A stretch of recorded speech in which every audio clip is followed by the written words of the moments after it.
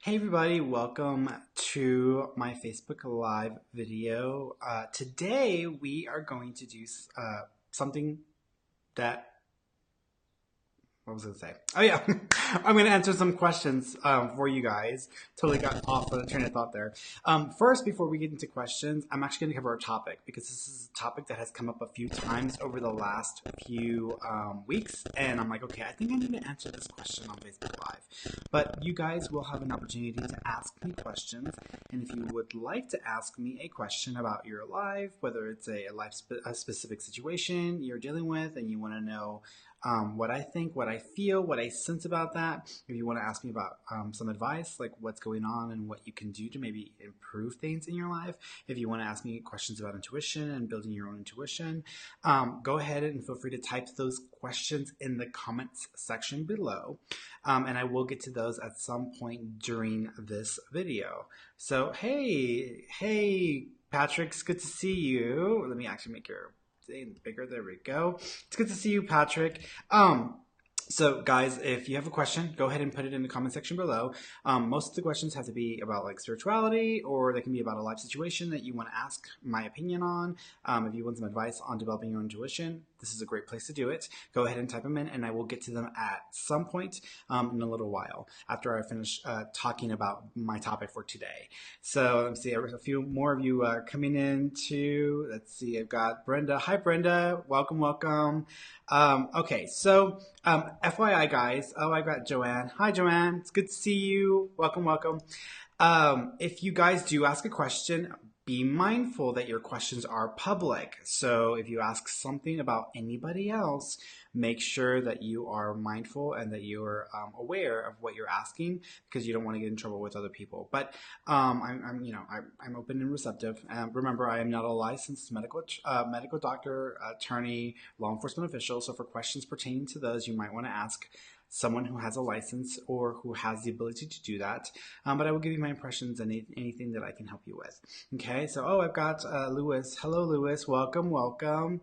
Let's see. Okay, so the topic today is actually about mediumship. It's a question that I've been asked several times over the last few weeks, and it's come up over and over and over again.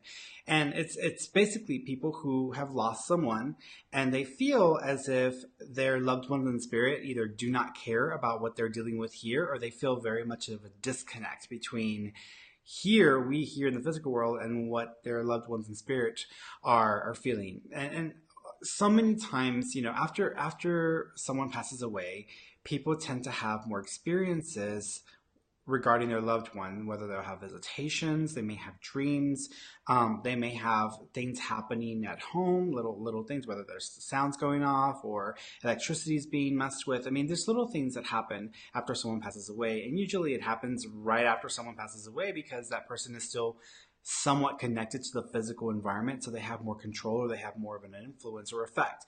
But then as time goes on and they ascend higher to the vibration or the energy of the other side, they're going to lose that ability, or it's just going to take way more effort for them to be able to do that. So a lot of my clients lately have been asking, do they know what's going on here? Do they not care about what I'm going through or what I'm dealing with here in the physical world? And I always have a two-part answer to that, because it's not so simple. It's not like they don't care, or they're so happy. It's like they don't care about us here in the physical world. It's not that at all. It's just that it's a very different perspective. It really depends on how you look at it. So first thing I want to tell you guys is, because in order for you to understand the answer, I kind of have to frame it for you, give you kind of an idea of as far as like how this can be understood. So the whole reason why we come into life, and I think I need to explain that first, is the whole reason why we come into life is to experience life, to have the trials and the challenges, the good and the bad. That's why we come into life. We come into life to experience living as a human being. It's the whole point of being here. That includes the good and the bad. And so you can't have life with just one spectrum of emotions or experiences. You have to have a balance of both. So that's why we come here, to experience life as a human being. And we set up certain situations, we set up certain experiences to go through for our own soul's growth, not so much development, because our soul is, it's not that our soul is growing, it's just that our soul is remembering, because being part of the divine, being part of God, being part of the grander universe, we have access to all that information, but we just forget, we've forgotten those things. So through the process of having our experiences as human beings, me going through my life as Fernando or Ferny, we gain information, we gain experience, we gain things that remind us of who we are and on a grander scale. So we come here to remember, we come here to experience, we come here to expand as souls. Now, one thing that people don't realize is that we do choose some of the experiences that we go through, even if they're not great experiences, because it helps us to understand and to gain perspective. It helps us to view things, to see things, to know things through that experience. So there are things we choose to go through in life. But when you get down here, you have a lot of control. You have a lot of flexibility. And honestly, you can change the course of your life if you want to, because there is such a thing as free will. You can choose. You have the right to choose what you are going to do, how you're going to react, how you're going to deal with others or with energy or with situations. So you have free will. So when we go through life, we essentially are carrying like a backpack with us. And that backpack is filled with all of our issues, our challenges, relationship problems, money problems, issues with our own identity, our own self-esteem issues. All of that stuff is in our backpack, and we carry it with us throughout our entire life. And we're so attached to that backpack that it is a part of us. It is who we think we are. It's whatever we're attached to with that backpack full of all that crap, right? So we go through life thinking that this is who we are. And when the time comes for us to no longer be here, to disconnect from the physical world and ascend to a higher level, to a higher vibration, or to the other side, we let go of that backpack, we drop it. And we're like, you know what, this is heavy. I don't need to carry this. This is not who I am. And we release that backpack, we drop it, and then we start to ascend to a higher level.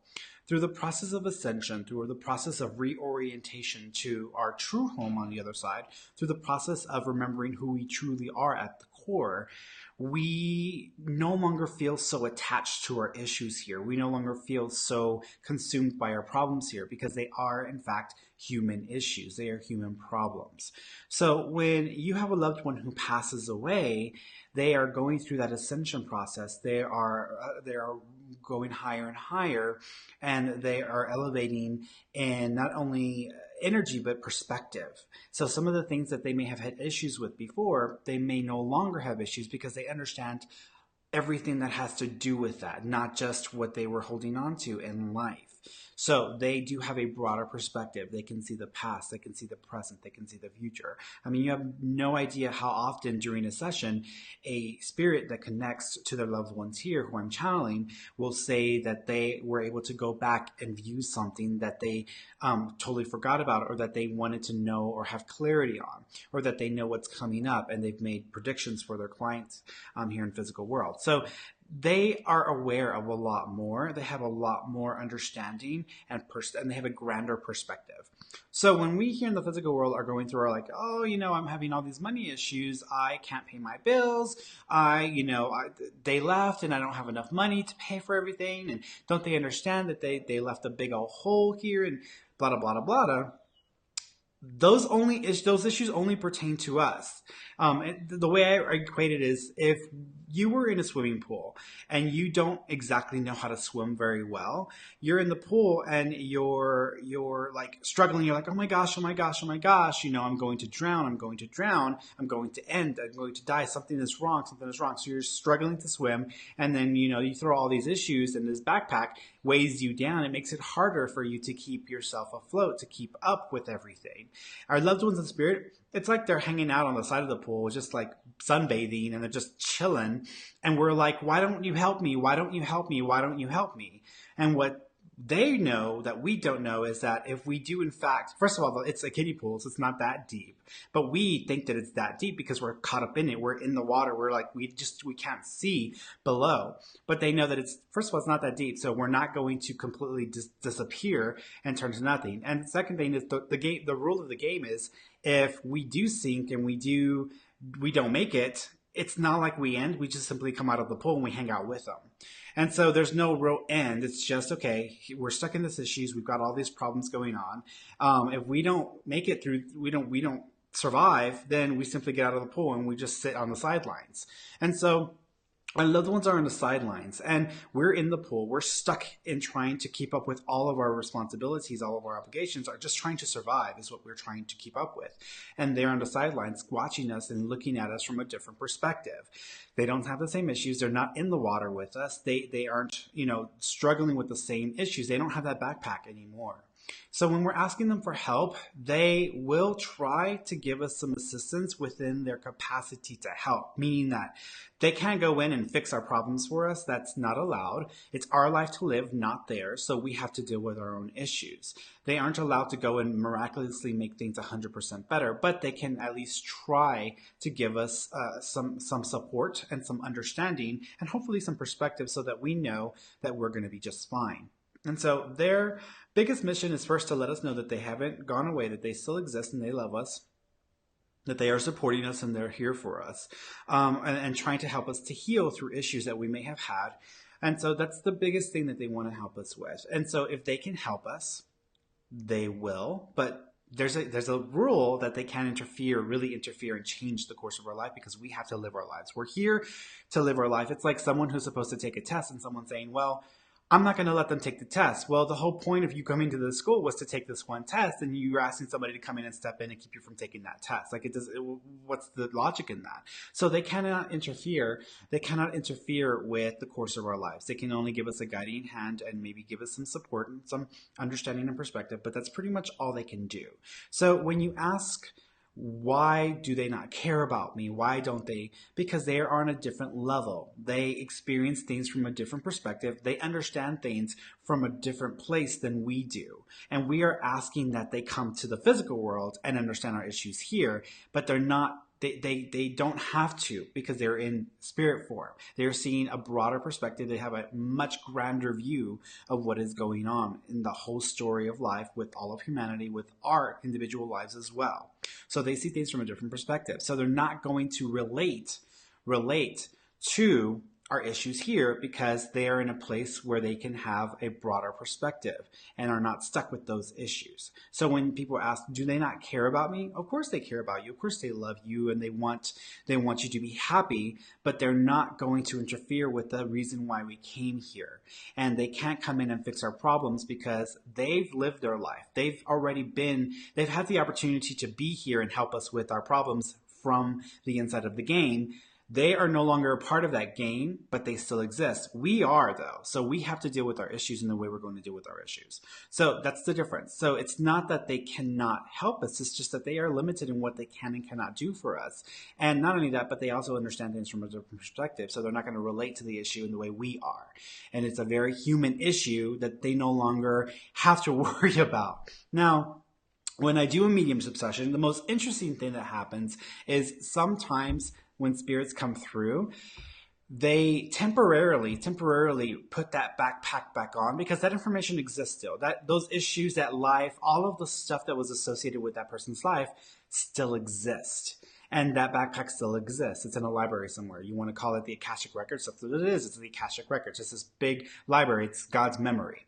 And so when they connect with me, they temporarily put that backpack back on just so that they can remember just for a moment all of the issues that were being dealt with here, so that they can come forward with their own personality, with their own characteristics, with their own perspective on things, so that you can recognize them. Because if I were connecting with someone in spirit for you and they came forward and said, I love you, everything is amazing, I loved you from the very beginning. Like, if they only come from a place of pure love and pureness, you might not recognize them, because it's not the same person. It doesn't seem like the same person.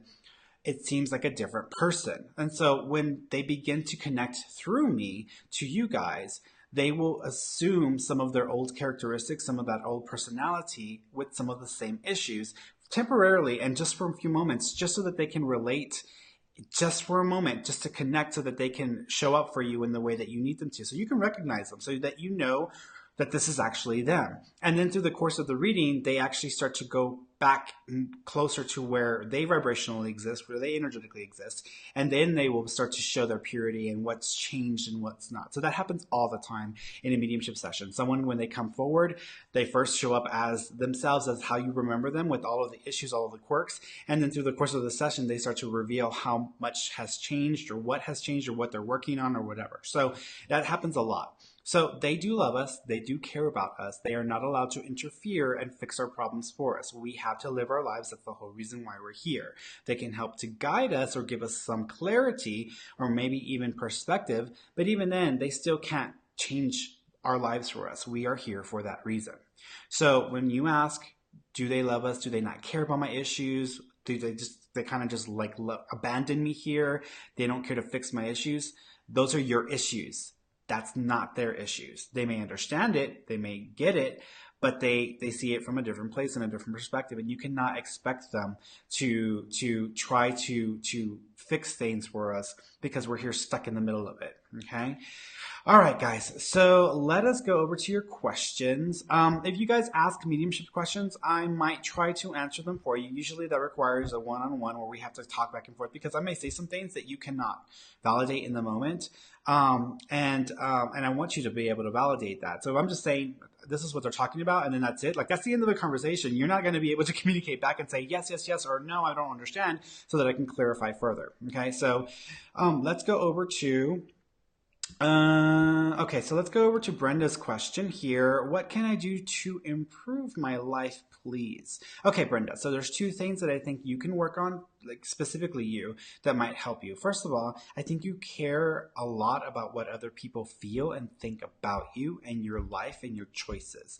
And I think that you caring so much about other people and what they feel and what they think is affecting your ability to be authentic, to be who you really want to be. And so there's a level of inauthenticity, that's a word. There's a level of that there that you are used to.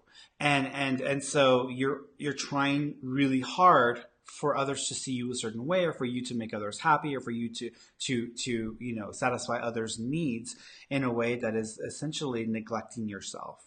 And so what I would say is you need to learn to pay more attention to what you need and to also what's really going to make you happy. And a lot of people equate happiness with like, oh, I want to be married, I want to have children, I want to have a high-paying job, I want to have a house. Like, people think that those things make you happy. And to some degree they can bring some happiness into your life, but happiness is not a circumstance. Happiness is a state of mind, and you have to choose the state on a regular basis and practice that so that you can keep fostering that energy, and then more happiness will come into your life because you're sustaining that vibration, that energy. So one thing is, like I said, is kind of not pay so much attention to what other people expect from you or want from you. The other thing you can do, and I would suggest this if you haven't already done this, is watch the movie, the film, The Secret. You can watch it on Netflix. You can watch it on actually online. I think it's for free now, but you can watch it anywhere. It's called The Secret. It's got like a red S attached to it. And what will happen is when you watch this, it will help you understand energy, what you're sending out and what you're getting back and why, so that you can have more control over what you're getting from the world. And when people watch The Secret, they think that's like the be all, the know all of everything. It's not. It's like the introduction to a thick book. So when you watch The Secret, just know that you've only seen the introduction to the book. It's going to take a lot more effort and a lot more understanding for you to really get the hang of it, but it's a great starting point. Okay, so let me go over to okay, here's Victoria. Victoria, how far will my daughter go in softball? Okay, so first of all, I feel that your daughter is... My feeling is that your daughter's probably going to pursue it pretty heavily.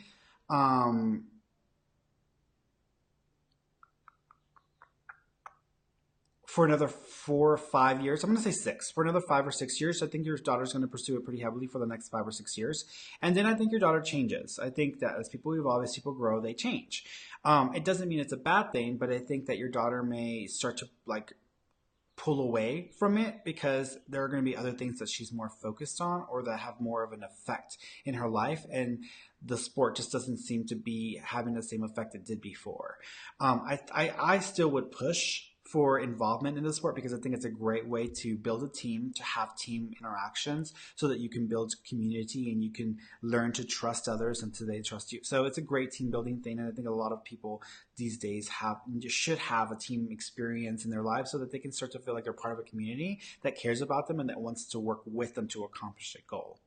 But I'm thinking that your daughter's going to have a good 5 or 6 more years of it, and then she's going to kind of pull away because her life seems to change, or her perspectives and priorities seem to change. And I mean, it could be a good thing, it could be a bad thing. I'm thinking that she's not going to feel as if it's as important to her. What I would say is during that period of time, you might need to be more flexible, more understanding, but still try to promote that she use the sport as a way of therapy and not just as a sport. Right now, she may be more into the sport part of it, the competitiveness. Later on, it might be a good source of therapy and a great opportunity for her to kind of use it in a way to act as an anchor in her life when she's going through a lot of growing pains. Okay, so I'm going to give it 5 or 6 more years, but I would say promote so that she can use it as a form of therapy. All right, let's go over to Lewis. Lewis, I keep seeing 1111 or 111. How do I make the most of this? I read it as a good thing. So there's really nothing to do with this other than just to acknowledge that. I think the universe always sends us signs, is always giving us indicators of whether we are headed down a road that is going to help us or cause us some discomfort and some pain. And I think that the way that this is showing up for you is the universe is telling you that you are where you're supposed to be, even if it's not the best place, but it is where you're supposed to be. Just bear with it, make the best of it, and try to do what you can to get the most joy from your current experience. Even if it's a limited experience. I mean, I know some people are like, well, I can't pay my bills. How am I supposed to get joy from that?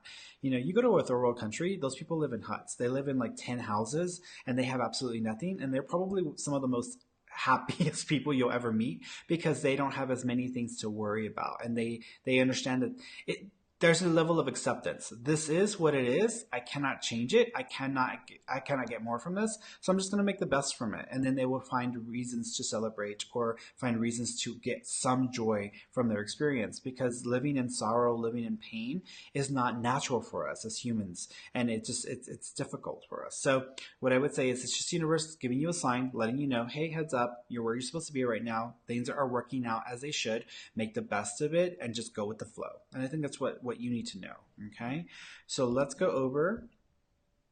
Have a response from Cam. Cam, thank you for my reading last week. It was life-changing. Thank you. I appreciate the compliment and I appreciate the feedback, and I'm glad I was able to help you. I know sometimes when I do readings for people, in the moment they don't understand what I'm talking about. They're like, I don't know. I don't understand. And that's why I talk to people. I'm like, okay, well, let me clarify this for you. Let me help you understand some of these things. And it's interesting because my job is just simply to tune into details and then apply it to someone's life and then help them understand that information. Sometimes just giving you the information, you may not get what it means or what it pertains to. So I have to kind of connect it for you so that way this is what I mean, this is what I'm talking about. And then be like, oh, okay, I see what you're going with that. So I'm glad I was able to bring you some clarity. That is my whole point. That's why I structure my sessions the way that I do, because I want to be able to give you clarity. Okay. Thank you for all the love. Let's see. Okay. So Brenda, I'm having a lack of energy. I haven't been able to get back on my mood on working out. Okay. So here's the thing, Brenda. I think that you probably, remember, I'm not a doctor, but I think that you might be struggling from adrenal fatigue. Adrenal fatigue is whenever the adrenals, which is a gland in your system, in your body, it's part of the endocrine system. Whenever the gland isn't functioning ideally or it's not producing enough to sustain your system. And so you start to feel tired. You start to feel like sluggish. You start to like move much more slowly. And I think that you might be struggling from adrenal fatigue. Here's what I would say. I would totally go on like a vitamin C kick, meaning like you can go to the store and get like a packet of emergency, and then start to take one each day, and that might help you feel better. And that's just a suggestion. Again, I'm not a doctor, but that's helped me sometimes when I'm feeling really low. I'll take a vitamin C pack or emergency on daily, not just because of a cold or anything, just because it helps get my energy back up. And that's one thing you can do. Another thing that you can do is you can take some time out each day to just mellow out and like breathe. And if that means going outside and soaking up some sun or going for a walk, just to walk without the intention for losing weight, then that may also help you to get some of your energy replenished. We as mediums, we get drained fairly quickly when we're doing sessions. And because what's happening is the spirit is occupying the same space that we are, and they're using our energy reserves. So all of my body's energy that's stored up, all of the nutrients that I get from our foods, the moment that a spirit connects with me, their energy, their essence is also pulling from the same resources in order to connect and communicate. And so my energy just starts to drop after each session. And so that's why I have to have space or time between a break between mediumship sessions so that I can recoup myself.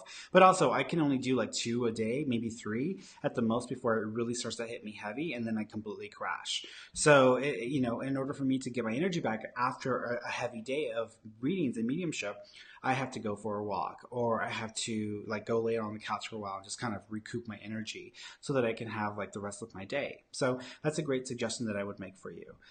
Okay, so got one from Patrick. Patrick, hi Fernando. I get most of my communication in dreams or a very relaxed state. Sometimes I can hear them chatting when I'm awake and have never told anyone about it, so I don't look crazy. I never see them though. How can I develop it? So when you talk about seeing it, are you talking? A lot of people. This is the expectation.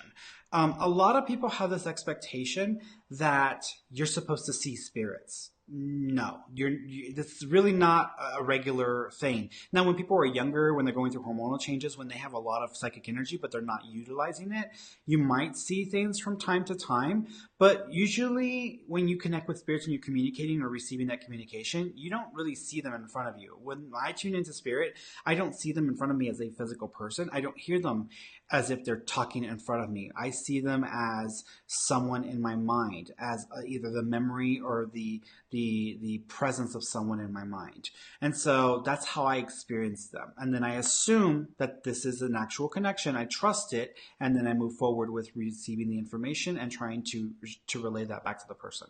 So when you connect with spirit, it's most likely going to happen. The easiest way for them to connect is to happen in your mind. It takes so much energy for them to show up in physical form. And a lot of people say, I'm waiting for them to show up. I'm waiting for them to show up, and they haven't shown up. Yeah, because it takes a lot of energy for them to do that. You have no idea. Not only that, but if you have specific expectations, you're probably creating a block for yourself, and it's going to make it even harder for them. So you need to be a little more flexible, a little more open, and a little more receptive. What I would suggest, Patrick, is that you get a journal, and you call this your dream or your spirit communication journal, and you just write down what impressions you have, what feelings you have, even if it sounds like you're talking to yourself. Sometimes if you want to ask them questions, write down the question and then follow it up with an answer, and let your mind just kind of wander and give you the answer that you feel like giving. So that's what I would suggest, and that'll help you to start to trust what's coming through and actually pay attention and maybe even catch some of the details that might help bring some clarity into your life. Okay, so let's go over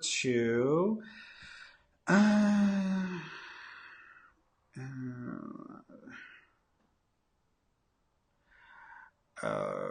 okay, I've got Jacqueline here.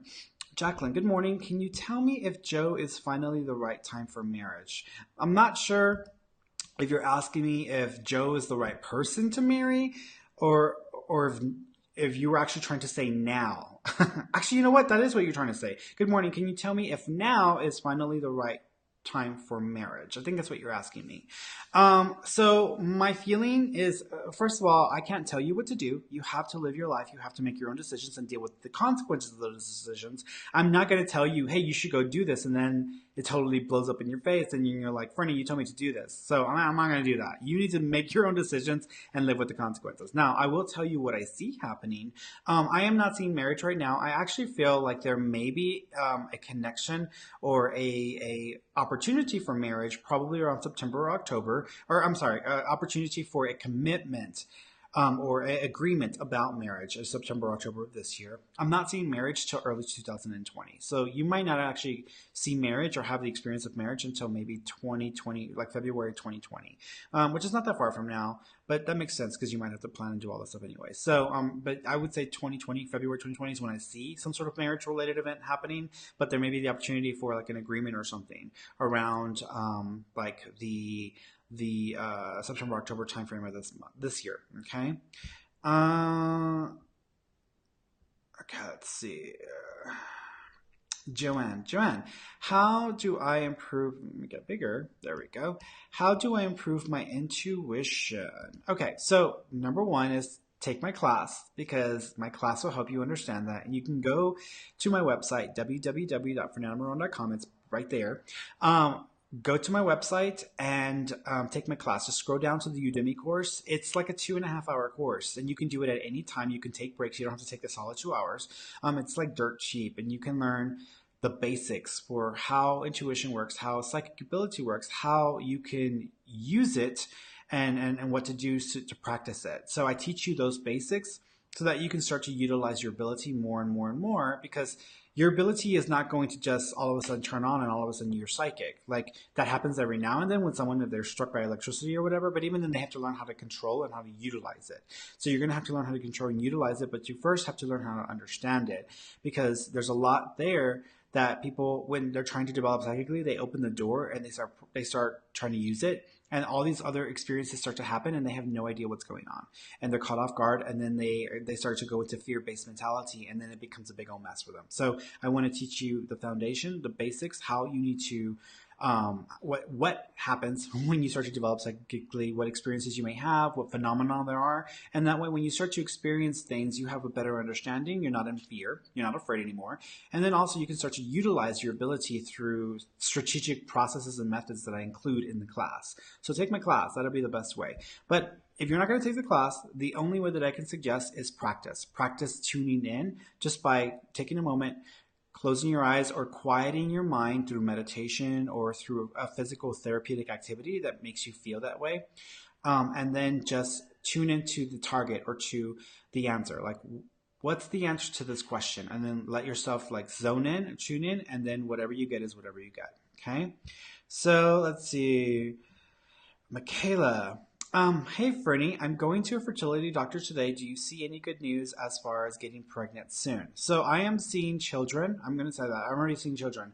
I'm seeing children around, again, September, October. So this September, October-ish, you might have some sort of an experience or event that has to do with children, whether this is having a pregnancy, whether this is having a baby shower, or whether this is having a child. Now, it's way too soon. There's not enough time for it to be having a child. So I'm going to say it's either a baby shower or it's a pregnancy at that time. I am seeing 2 children for you, so I do feel there will be 2 children in your life. Remember what I said. I feel there will be 2 children in your life. I'm not saying you're going to have 2 children. I'm saying there are going to be 2 children in your life. So that can happen in various ways, but I feel that that's what's going to happen for you, or what you will experience in this lifetime. All right. Okay, let's see.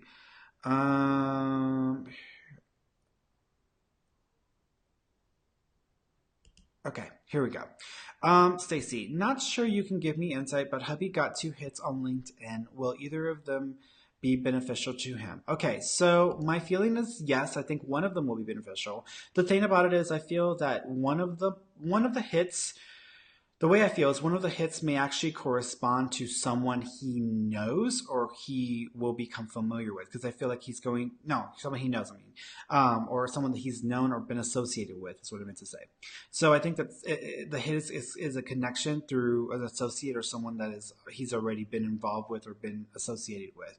I don't think that the person is someone he's communicated with before, but I think it's some link to something from his past that will help to open a door for him. I do think that it's going to somehow oddly connect to work that he's done before or opportunities that he's had before. But I do feel that that's definitely a potential in my opinion. So one of them at least may lead to something significant, probably within the next 2.5 months or so. Okay. So that's what I'm seeing there. Here's Rebecca. Fernando, I feel like my dad is more with me than my mother is. Could there be a reason for that?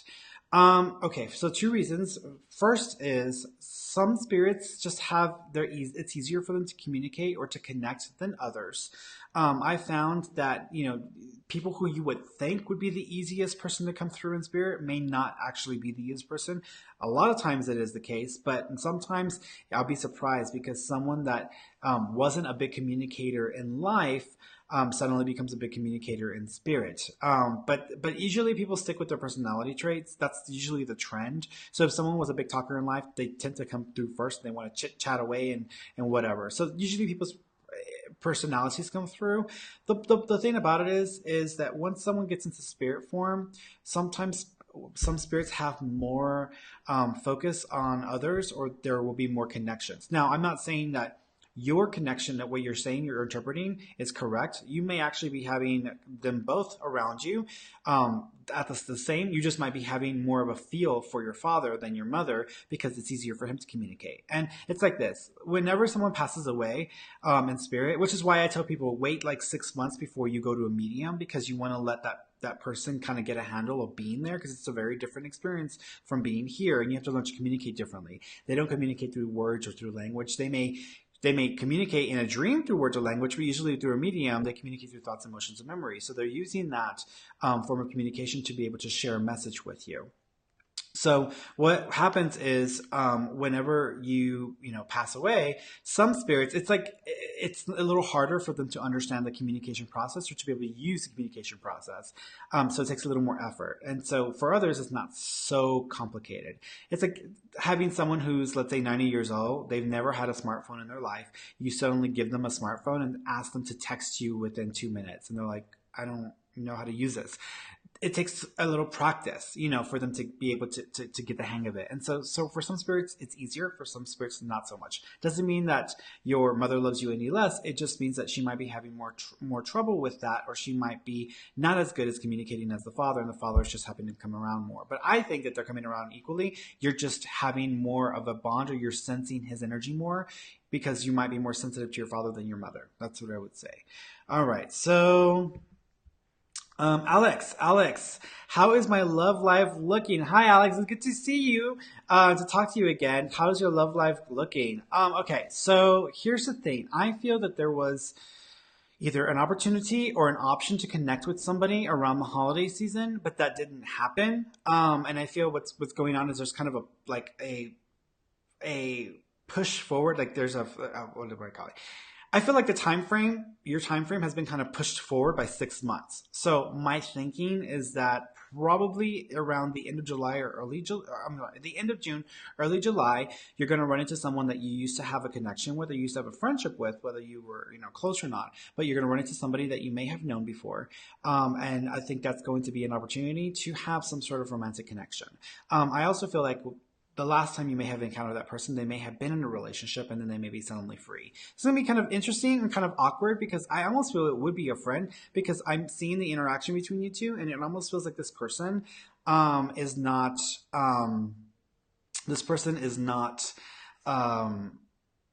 it's kind of awkward. Whenever you're talking to a friend and all of a sudden feelings like start to show up and then you're not expecting that, it feels kind of awkward. So there may be a little bit of awkwardness there that comes forward. So you might need to work around that. There is somebody else that you might be talking to, that you might have been interacting with, but it doesn't feel consistent, or there feels to be a lack of intensity or a lack of bond there. But I'm definitely thinking that the one that comes up around the end of June or early July is a potential for something more. So let's see where that goes when that time frame comes up. Okay. All right, guys. I love you. Thank you so much for watching and tuning in. I will be back next week. I'm actually going to do a video later this week about energy and connecting with your loved ones, and what you can do personally to connect with them, so you don't always have to go to a medium and connect with them and get your messages more often. But I love you guys, and I will talk to you again later. Okay, take care. Bye-bye.